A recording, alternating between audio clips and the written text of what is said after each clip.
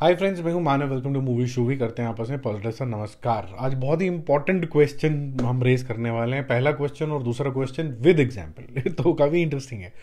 एक शाहरुख खान से related conversation है और एक वेटरन मूवी है ऑलमोस्ट, जिसको ऑलमोस्ट 20 साल होने को आ रहे हैं। ठीक है, 2025 के अंदर रिलीज होगी नो एंट्री 2, जिसकी शूटिंग लगभग इसी साल के एंड तक शुरू होगी और 2025 में वो रिलीज भी हो जाएगी। मोस्ट प्रॉब्ली ये कि फेस्टिव रिलीज होगी। इसके अंदर आपको वरुण धवन दिखने वाले हैं, एनर्जेटिक, और इसकी ठीक ठाक फैन फॉलोइंग है। अर्जुन कपूर की इतनी ज़्यादा फैन फॉलोइंग नहीं है, बट होपफुली अगर सिंघम 3 चल जाती है और ये नेगेटिव शेड में चमक जाता है तो शायद इसका भी अच्छा कमबैक हो जाए। तो ये एक ट्रम्प कार्ड निकल सकता है बाद के अंदर। दिलजीत दोसांझ की भी अपनी एक फ़ैन फॉलोइंग है, जो कि बहुत अच्छी फ़ैन फॉलोइंग है। अब ये 3 पंजाबी लोग आएंगे और कुछ ना कुछ तो धमाल मचाएंगे। नो एंट्री होगी, नो एंट्री में एंट्री होगी सोटो से। बट मेरा क्वेश्चन क्या है? क्वेश्चन ये है कि आप सीक्वल कब बनाते हैं और आप बोलते हैं कि जी ये इस मूवी को हम पार्ट 2 पार्ट 3 में कन्वर्ट कर रहे हैं, जब ऑलमोस्ट जो स्टार कास्ट होती है वो सिमिलर होती है, सेम होती है, with few changes here and there. जैसे कि आप हाउसफुल का एग्जांपल ले लें, जैसे कि आप सिंघम का एग्जांपल ले लें, तो वो आप फ्रेंचाइजी बोल सकते हैं। अगर आपके स्टार ही वो नहीं रहे हैं तो फिर आपने सिर्फ मूवी का नाम उठा लिया और उसके बाद बोल दिया कि भाई ये मूवी हम बनाने निकले हैं जिसके अंदर कुछ चीटिंग हस्बैंड्स होंगे। और चीटिंग हस्बैंड्स वाले तो फिर कोई भी हो सकते हैं मूवी, और चीटिंग हस्बैंड वाली मूवी तो मतलब कि फिर आप हर ऐसी मूवी को नो एंट्री 2 3 4 5 6 बोल दो। तो ये जो कॉन्सेप्ट अब है कि भाई नो एंट्री का नाम यूज़ कर लिया और फिर उसके बाद स्टारकास्ट बिल्कुल अलग कर दी, ये तो मेरे को जमा नहीं। ये आई थिंक इस मूवी को और तरीके से प्रोजेक्ट करना चाहिए था, या फिर इसके अंदर ओरिजिनल स्टारकास्ट को लेके आते और इमीडिएटली बेटन पास कर देते इन नए जनरेशन को मूवी के अंदर ही, तब समझ में आता। कोई पुराने में से कोई भी नहीं है इसके अंदर। अभी तो ये खबर है कि इसके अंदर ना तो सलमान खान का कैमियो है, ना इवन अनिल कपूर का कोई कैमियो होने वाला है। तो ज़्यादा सेंस बनती नहीं है कि इसका नाम क्यों यूज़ कर रहे हैं।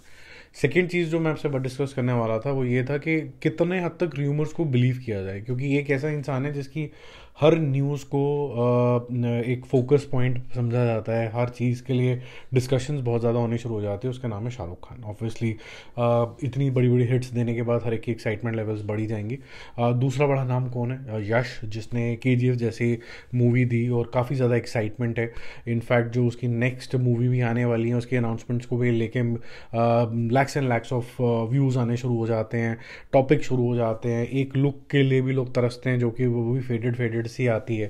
तो ये जो स्टार्स अगर इकट्ठे आते हैं तो एक बड़ी न्यूज़ बनती है। तो जब कभी भी कोई ऐसी डिस्कशन हो रही होती है जो बहुत ही ज़्यादा प्रिमिलरी स्टेज के ऊपर होती है कि जी हम एक दूसरे को इवैल्यूएट कर रहे हैं, जैसे कि आप आज वीडियो को स्टॉप करके जा सकते हैं, देख सकते हैं कि शाहरुख खान और यश किस चीज़ के ऊपर कोलैबोरेट कर रहे हैं।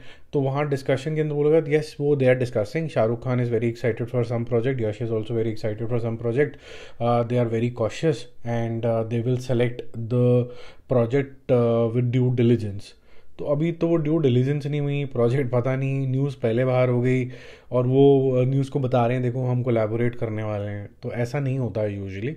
जब हल्का फुल्का कंक्लूजन की तरफ जाने लग जाता है तब बातें होती हैं, जैसे कि शाहरुख खान और सुजय घोष की थी कि भाई ऑलमोस्ट शूट करने निकल रहे हैं ये, क्योंकि बच्ची को एक बड़े स्क्रीन के ऊपर लॉन्च करना है, द किंग नाम की मूवी आएगी। तो ये जो चीज़ें सर्टन होती हैं वो एक स्टेज ऑफ मेच्योरिटी तक जा चुकी होती हैं। ये वाली जो न्यूज़ होती हैं ये फिर र्यूमर मिल के तरह ही ट्रीट होती है, इसके अंदर कोई सच्चाई नहीं है। तो कल हो सकता है आपका थोड़ा हार्ट ब्रेक हो जाए, क्योंकि बहुत बड़े दो स्टार्स हैं, अगर इकट्ठे आते हैं तो वो आपको बहुत मज़ा आएगा।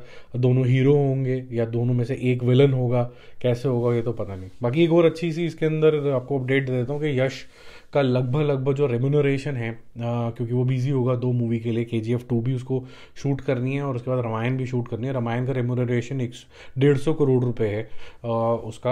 अब ये एक पार्ट के लिए कि 3 पार्ट के लिए ये इतना ज़्यादा क्लियर नहीं है, बट ये 3 पार्ट की कमिटमेंट में है। लेकिन पहला पार्ट की रेम्यूनरेशन 150 करोड़ रुपए और 100 से 120 करोड़ रुपए तो रणबीर कपूर को भी मिल रहे हैं। तो ये बड़े बड़े रेम्यूनरेशन है, big movie that will be. अब आप उससे कंपेयर करो इस मूवी को, तो अगर यश की रेम्यूनरेशन 100 करोड़ है, 125 करोड़ है कम से कम, शाहरुख खान की भी इतनी है, तो 200-250 करोड़ रुपए की तो सिर्फ रेमुनरेशन ही हो गई, फिर मेकिंग कॉस्ट भी, अब रेड चिलीज इन्वॉल्व हो रहा है तो 200 करोड़ होगी, तो ये 400-500 करोड़ रुपए की तो मूवी मेकिंग की कॉस्ट की हम बात कर रहे हैं। डायरेक्टर अगर सिद्धार्थ आनंद आएगा तो वो भी बोलेगा 50-60 करोड़ तो मुझे भी चाहिए, प्रॉफिट शेयर भी चाहिए।